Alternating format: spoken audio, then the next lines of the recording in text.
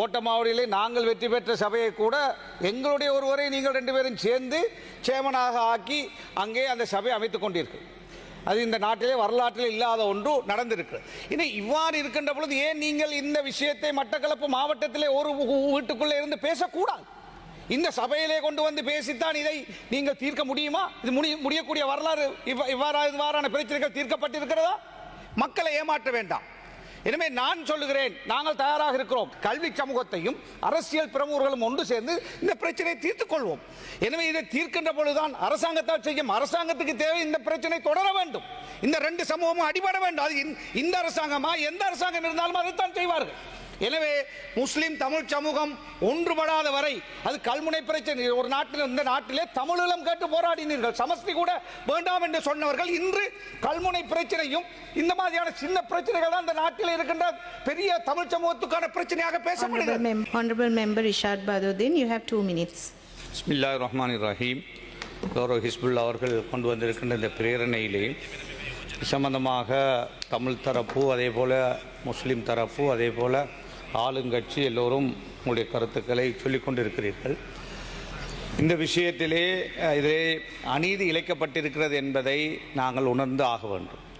2002ஆம் ஆண்டு ஒன்றை உருவாக்குகின்ற பொழுது அது அந்த பிரதேசத்துடைய இனம், மதம், அதே போல் அங்கே வாழ்கின்ற மக்கள் எல்லாருடைய அந்த விடயங்கள் இருப்பு எல்லாவற்றையும் பார்த்து அதை செய்திருந்தால் இந்த மாதிரியான ஒரு பிரச்சனை இன்று வந்திருக்காது. என்றாலும் இந்த பிரச்சனையை வைத்து இங்கு தற்பொழுது சாணக்கியன் எம்பி அவர்கள் பேசியது போல அரசியல் செய்யாமல் இதை தீர்க்க வேண்டும், இதற்கு ஒரு முடிவு காண வேண்டும். இந்த பிரச்சனை முதலிலே ஆணைக்குழுக்களாலோ அல்லது அரசாங்க அதிபராலோ இது தீர்க்கக்கூடிய ஒரு பிரச்சனை அல்ல. எனவே இந்த பிரச்சனையை 2 தரப்பும், நாங்கள் சபையை அமைப்பதற்காக சாணக்கியனும் முஸ்லீம் காங்கிரஸ் ஹிஸ்புல்லா அவர்களும் ஒன்று சேர்ந்து அமைத்தீர்கள்.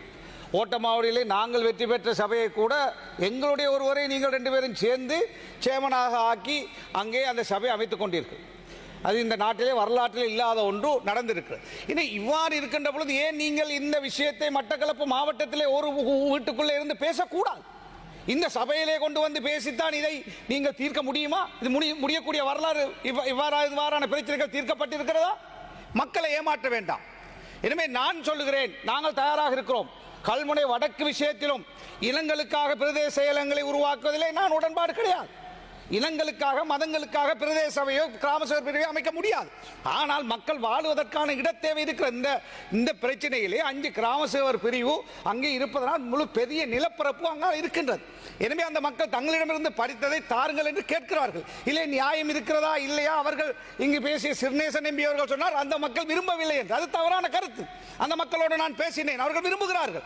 ஆனால் நாங்கள் மாறி மாறி பேசுவதை நிறுத்திவிட்டு நாங்கள் இதே சுத்தியோடு இந்த பிரச்சனை தீர வேண்டுமாக இருந்தால் 2 தரப்பும், அங்குள்ள கல்வி சமூகமும் நமது சமூகம் சார்ந்த 2 சமூகம் சார்ந்த கல்வி சமூகத்தையும் அரசியல் பிரமுகர்களும் ஒன்று சேர்ந்து இந்த பிரச்சனையை தீர்த்துக் கொள்வோம்.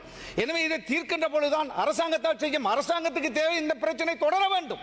இந்த 2 சமூகமும் அடிபட வேண்டும். அது இந்த அரசாங்கமா எந்த அரசாங்கம் இருந்தாலும் அதைத்தான் செய்வார்கள். எனவே முஸ்லிம் தமிழ் சமூகம் ஒன்றுபடாத வரை அது கல்முனை பிரச்சனை. ஒரு நாட்டில் இந்த நாட்டிலே தமிழீழம் கேட்டு போராடினீர்கள். சமஸ்தி கூட வேண்டாம் என்று சொன்னவர்கள் இன்று கல்முனை பிரச்சனையும் இந்த மாதிரியான சின்ன பிரச்சனைகள் தான் இந்த நாட்டில் இருக்கின்ற பெரிய தமிழ் சமூகத்துக்கான பிரச்சனையாக பேசப்படுகிறது.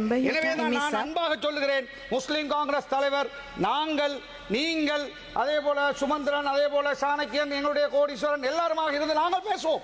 எங்களுக்குள்ளே பேசுவோம். நாங்கள் ஒரு முடிவுக்கு வருவோம். நாங்கள் இதை விட்டுவிட்டு இங்கே வந்து நமது மக்களை காட்டிக் கொடுத்து அடுத்த தேர்தலிலே வாக்கு பெறுவதற்காக சமூகத்தை விட்டு பிழைக்கின்ற அரசியலை விட்டு விடுவோம். எனவே நாங்கள் தயாராக இருக்கிறோம். விட்டுக் கொடுப்போடு பேசுவதற்கு தயாராக இருக்கிறோம். எனவே ஒன்றுபடுங்கள். இந்த பிரச்சனையை எவ்வாறு தீர்ப்பது என்பதை 2 சமூகங்களும் அரசியல் தலைமைகளும் ஒன்றுபட்டு தீர்ப்போம் என்று கூறுவதோடு, அதே போல கோடீஸ்வரனும் அண்மையிலே பேசியிருந்தார். எனவே அது சம்பந்தமாகவும் பாராளுமன்றத்திலே தொடர்ந்து பேசி அரசியலை நாங்கள் செய்வதை நிறுத்திவிட்டு இன்ஷா அல்லாஹ் இருந்து பேசி பிரச்சனை வடக்கிலே பிரச்சனையில் இருக்கிறது, இதை நாங்கள் தமிழ் முஸ்லிம் சமூகம் பேசி தீர்ப்போம் என்று கேட்டு விடைபெறுகிறேன். நன்றி.